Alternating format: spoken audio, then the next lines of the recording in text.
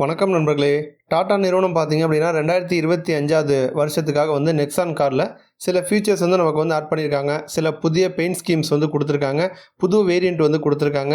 சில பெயிண்ட் ஸ்கீமை பார்த்தீங்க அப்படின்னா அவங்க வந்து டிஸ்கண்டினியூ வந்து பண்ணியிருக்காங்க. ஸோ அதை பற்றின கம்ப்ளீட்டான டீட்டெயில். வியட்நாமை சேர்ந்த வின்ஃபாஸ்ட் அப்படிங்கிற நிறுவனம் நம்ம 2025 பாரத் எக்ஸ்போவில் வந்து 2 கார் மாடல்களை வந்து ஷோ பண்ண போகிறதா வந்து அறிவிச்சிருக்காங்க.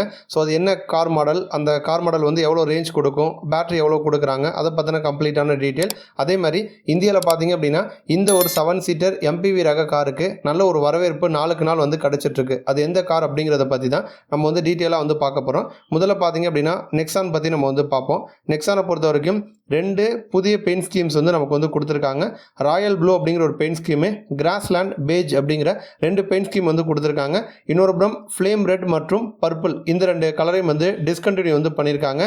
மற்றபடி ஆல்ரெடியே இருந்த white colour, blue colour, grey, pure grey, இந்த மாதிரி கலர் ஆப்ஷன்ஸ்லாம் வந்து தொடர்ந்து வந்து கண்டினியூவாக இருக்கும் அப்படிங்கிற மாதிரி சொல்லியிருக்காங்க. அதே மாதிரி நெக்ஸானில் வந்து ஸ்மார்ட் அப்படின்னு சொல்லிட்டு ஒரு புது ட்ரிம் வந்து கொடுத்துருக்காங்க. புது வேரியண்ட் வந்து அறிமுகப்படுத்தியிருக்காங்க. இது வந்து எதற்கு வந்து ரீப்ளேஸாக வந்திருக்கு அப்படின்னா ஸ்மார்ட் ஓ அப்படிங்கிற ஒரு வேரியண்ட்டுக்கு பதிலாக பார்த்தீங்கன்னா ஸ்மார்ட் அப்படின்னு சொல்லிட்டு இன்னொரு ட்ரிம் வந்து இப்போ வந்து புதுசாக வந்து கொடுத்துருக்காங்க. இதை தாண்டி smart plus, pure plus, creative plus PS, fearless plus PS, இந்த மாதிரி வேரியன்ட்ஸ்லாம் வந்துருக்கு. ஸோ என்னென்ன வேரியண்ட்டில் என்னென்ன மாதிரி ஃபீச்சர்ஸ் வந்து கொடுத்துருக்காங்க அப்படிங்கிறத நம்ம வந்து பார்ப்போம். புதுசாக ஆட் ஆகிருக்க ஃபீச்சரும் மெயினாக வந்து பார்ப்போம். இப்போ இதில் வந்து ஸ்மார்ட் வேரியண்ட்டை பொறுத்த வரைக்கும் நமக்கு வந்து எக்ஸ்ஷோரூம் ப்ரைஸ் வந்து 7.99 லட்சத்துலேருந்து நமக்கு வந்து ஸ்டார்ட் ஆகுது. இந்த பேஸ் மாடல்லே நமக்கு 6 ஏர் பேக் வந்து கொடுக்குறாங்க. எல்இடி ஹெட்லாம்ப் மற்றும் டிஆர்எல் வந்து வரும். 16 இன்ச்சில் வீல் கொடுக்குறாங்க. 100% வந்து ஃப்ளிப் அண்ட் ஃபோல்ட் பண்ணிக்கிற மாதிரி சீட்ஸ் வந்து நமக்கு வந்து கொடுக்குறாங்க. மல்டி டிரைவ் மோட்ஸ் வந்து கொடுக்குறாங்க. Eco mode, city mode, sports mode வந்து கொடுக்குறாங்க. ஐசோஃபிக்ஸ் சைல்டு ஆங்கர்ஸ் வந்து கொடுக்குறாங்க. இஎஸ்பி ஃபீச்சர் வந்து வருது. ரியரில் வந்து ஸ்பாய்லர் வந்து கொடுத்துருக்காங்க. ஐஆர்விஎம்மில் நமக்கு வந்து சைடு இண்டிகேட்டரோட வருது. ஃபுல்லாக டிஜிட்டல் இன்ஸ்ட்ருமெண்டல் கிளஸ்டர் கொடுக்குறாங்க. ஃப்ரண்ட்டில் பவர் விண்டோஸ் வருது. அட்ஜஸ்ட் பண்ணிக்கிற மாதிரி ஹெட்ரெஸ்ட் வந்து கொடுக்குறாங்க. ரியரில் வந்து பார்க் அசிஸ்ட் சிஸ்டம் வந்து கொடுக்குறாங்க. ஸோ இதெல்லாம் வந்து ஸ்மார்ட் பேஸ் வேரியண்ட்டில் வந்து கொடுக்குறாங்க. இதை தாண்டி ஸ்மார்ட் ப்ளஸ் வேரியண்ட்டில் ஒரே ஒரு ஃபீச்சர் மட்டும் வந்து நமக்கு வந்து புதுசாக கொடுத்துருக்காங்க. இப்போ நார்மலாக வந்து நமக்கு வந்து ஸ்மார்ட் வேரியண்ட்டில் இருக்க எல்லா ஃபீச்சரும் ஸ்மார்ட் ப்ளஸ்லேயும் வந்து வரும். அடிஷ்னலாக வீல் கேப்ஸ் பார்த்தீங்க அப்படின்னா புதுசாக நமக்கு வந்து ஆட் பண்ணியிருக்காங்க. அதேமாதிரி சன்ரூஃப் ஆப்ஷனும் வந்து நமக்கு வந்து வரும். அடுத்து வந்து பியூர் ப்ளஸ், இந்த வேரியண்ட்டில் வந்து பாடி கலரில் ஓடிஹெச் வர மாதிரி புது ஃபீச்சர் வந்து கொடுத்துருக்காங்க. 26.03 சென்டிமீட்டரில் இன்ஃபர்டைன்மெண்ட் சிஸ்டம் வந்து கொடுத்துருக்காங்க. ஹைட் அட்ஜஸ்டபிள் டிரைவர் சீட்ஸ் வந்து கொடுக்குறாங்க. ரியர் வியூ கேமரா வந்து கொடுக்குறாங்க. ஆம்ரெஸ்ட் கிராண்ட் கன்சோல் வந்து கொடுக்குறாங்க. ஆட்டோ ஃபோல்ட் ஐஆர்விஎம், இந்த ஃபீச்சர்ஸ்லாம் பார்த்தீங்கன்னா பியூர் ப்ளஸில் நமக்கு வந்து கொடுக்குறாங்க. அடுத்து வந்து கிரியேட்டிவ், இதில் வந்து நமக்கு 26.03 சென்டிமீட்டர் இன்ஃபர்டைன்மெண்ட் சிஸ்டம் வந்து வருது. 360 டிகிரி சரௌண்ட் வியூ கேமரா வந்து வருது. க்ரூஸ் கண்ட்ரோல் வந்து கொடுத்துருக்காங்க. புஷ் பட்டன் ஸ்டார்ட், இந்த மாதிரி ஃபீச்சர்ஸ்லாம் நமக்கு வந்து கொடுத்துருக்காங்க. இப்போ நம்ம கடைசியாக பார்த்தா 3 வேரியண்ட்டில் சன்ரூப் ஆப்ஷனும் நமக்கு வந்து வரும். அடுத்து பார்த்தீங்கன்னா கிரியேட்டிவ் ப்ளஸ் பிஎஸ், இந்த வேரியண்ட்டில் பார்த்தீங்கன்னா நமக்கு வயர்லெஸ் சார்ஜர் வந்து வருது. ஃப்ரண்ட்டில் வந்து ஃபாக் லாம்ப் வந்து கொடுத்துருக்காங்க.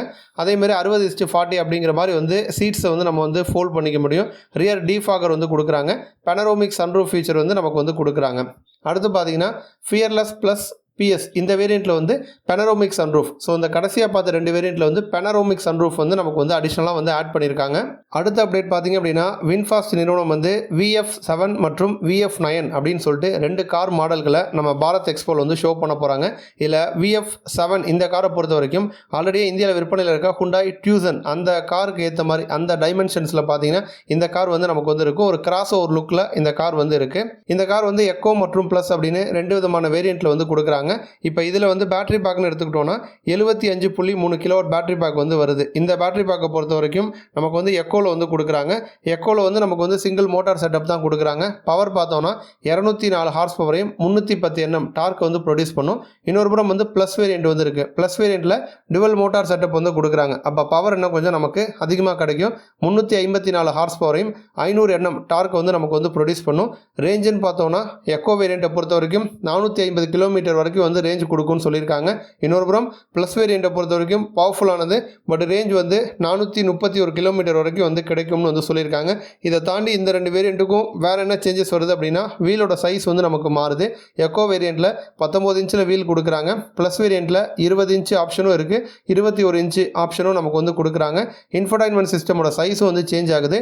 எக்கோவில் வந்து 12.9 இன்ச்சில் கொடுக்குறாங்க. அதுவே ப்ளஸ் வேரியண்ட்டில் 15 இன்ச்சில் வந்து கொடுக்குறாங்க.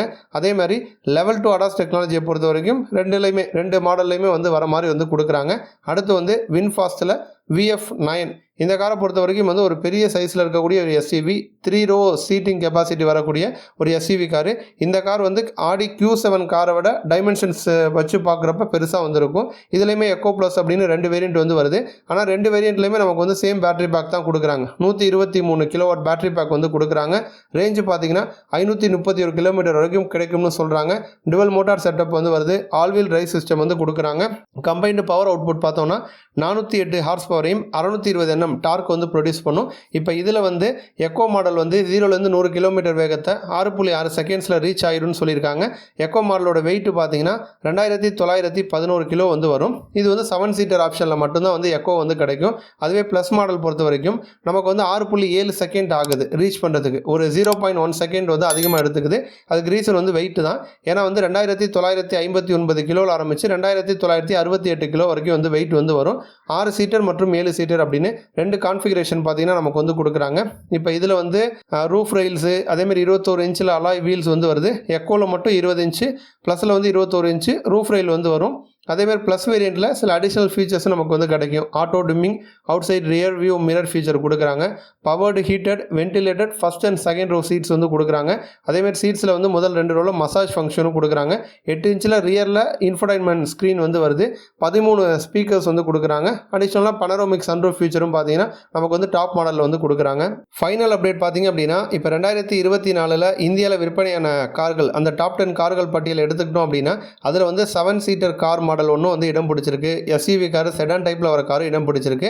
பெரும்பாலும் வந்து இந்த டாப் 10 இந்தியாவில் எடுக்கிறப்ப நமக்கு வந்து அந்த ஹேஷ்பேக் கார்கள் தான் வந்து அதிகமான இடம் வந்து பிடிக்கும். பட் இப்போ வந்து ஹேஷ்பேக் கார்களை தாண்டி மற்ற கார்களுக்கு வந்து நல்ல வரவேற்பு வந்து கிடைச்சிட்ருக்கு. குறிப்பாக எஸ்யூவி ரக கார்களுக்கு நல்ல ரெஸ்பான்ஸ் வந்து கிடைச்சிட்ருக்கு. வரலாற்றிலே கடந்த ஒரு 40 வருஷத்திலே இல்லாத அளவுக்கு பார்த்தீங்கன்னா அந்த டாப் 10க்குள்ளே 5 எஸ்யூவி ரக கார்கள் வந்து இடம் பிடிச்சிருக்கு. 3 ஹேஷ்பேக் கார்கள் இடம் பிடிச்சிருக்கு. ஒரு MPV ரக கார், ஒரு செடான் டைப்பில் வரக்கூடிய கார் வந்து இடம் பிடிச்சிருக்கு. அப்போ வந்து ஹேஷ்பேக் கார்களை தாண்டி மற்ற ரக கார்களுக்கு மக்கள் அதிகமான முக்கியத்துவம் கொடுக்க ஆரம்பிச்சிட்டாங்க. அதில் வந்து MPV ரக கார் வந்து எது அப்படின்னு கேட்டிங்கன்னா எர்டிகா காருக்கு நல்ல ஒரு வரவேற்பு பார்த்தீங்கன்னா இந்தியாவில் நாளுக்கு நாள் வந்து கிடச்சிட்ருக்கு. இப்போ இந்த 2024 அதிகமாக விற்பனையான கார்களில் அந்த டாப் 3ன்னு எடுத்துக்கிட்டோன்னா முதல் இடத்த வந்து பஞ்ச் கார் வந்து பிடிச்சிருக்கு.